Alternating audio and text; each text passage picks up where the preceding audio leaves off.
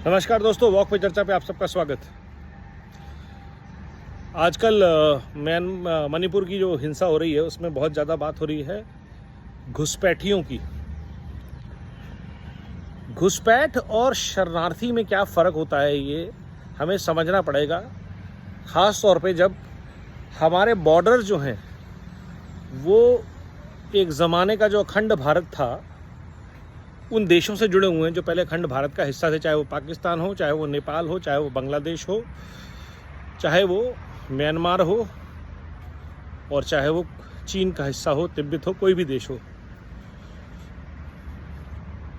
शरणार्थी वो होता है जो आपके पास आता है, शरण मांगता है, आप उसको शरण देते हैं और उसका जीवन, उसकी रोज़ी रोटी, उसकी खुशहाली, उसका स्वास्थ्य आपकी जिम्मेवारी होती है कि वो आपकी शरणागत है, आपकी शरण में आया है।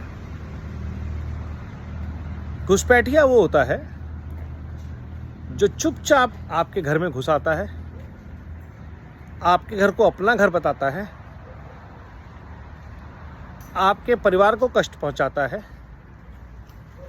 और धीरे धीरे आपके घर पे अपना हक जमाता है।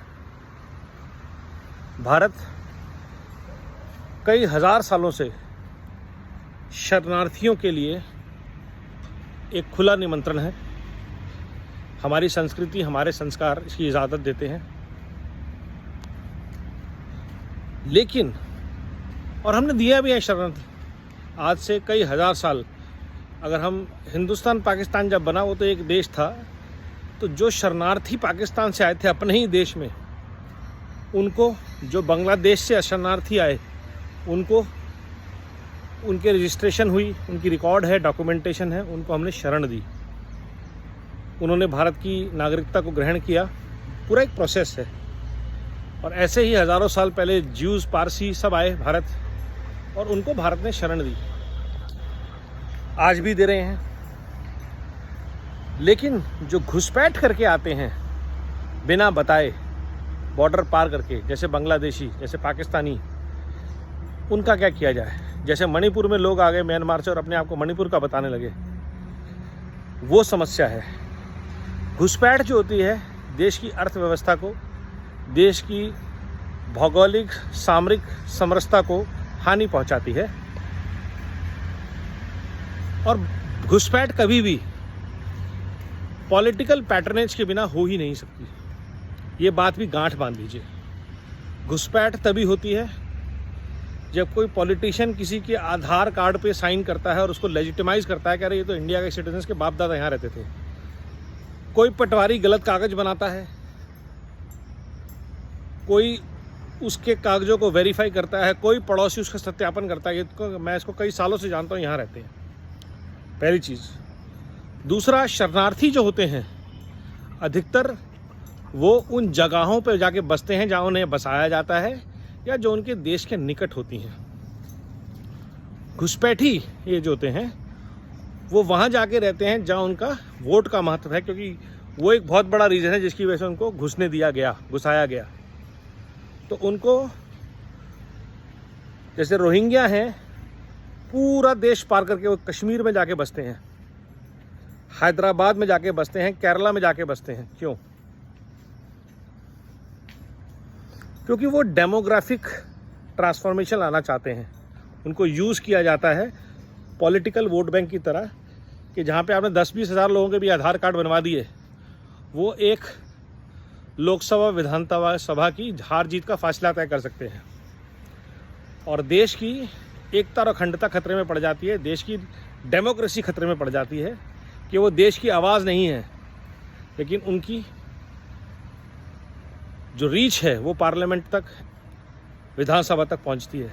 तो हमें बड़ा क्लियरली डिमार्केट करना पड़ेगा कि घुसपैठिए कौन है और शरणार्थी कौन है।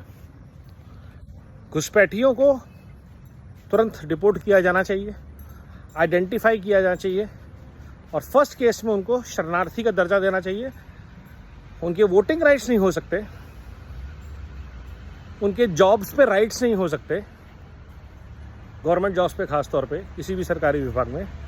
और जो भी आइडेंटिफाइड शरणार्थी है उसका तो एक रास्ता हो सकता है सिटीजनशिप का, लेकिन जो घुसपैठिया आइडेंटिफाई हो गया है उसको सरकार को कभी भी सिटीजनशिप का रास्ता नहीं दिखाना चाहिए, क्योंकि वो एक अल्टीरियर मोटिव से देश में लाया गया है, आया नहीं है, वो लाया गया है, उसको धकेला गया है, पुश किया गया है इन जिहादी ताकतों द्वारा देश के विघटन के लिए। और ये काम उनके साथ बाहर की शक्तियाँ तो मिली हुई हैं, देश के अंदर की शक्तियाँ भी मिली हुई हैं। सभी को पता है कि बांग्लादेशियों को सबसे ज़्यादा वोट बैंक के लिए किसने इस्तेमाल किया, जिसकी वजह से आज तक वो पार्टी सत्ता में येन केन प्राकड़न रही।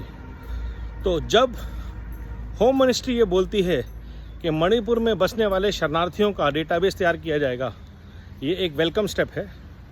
अगर आप अपने आप को शरणार्थी आइडेंटिफाई करते हैं तो आपके साथ फिर भी रियायत की उम्मीद है, लेकिन अगर आप ये क्लेम करते हैं कि आप यहाँ के नेटिव सिटीजन हैं और निकले आप घुसपैठिए, तो आपके खिलाफ सख्त कार्रवाई होनी चाहिए, डिपोर्टेशन कैंप बनने चाहिए और उनको वापस भेजना चाहिए उनकी नेटिव देश में। और या सबसे सिंपल चीज़, घुसपैठियों का सबसे पहले नसबंदी की जाए, जितने भी घुसपैठिए पकड़े जाएं उनकी नसबंदी की जाए, ताकि वो डेमोग्राफी को चेंज करने का फ्यूचर प्लान पे उनके काम ना हो पाए।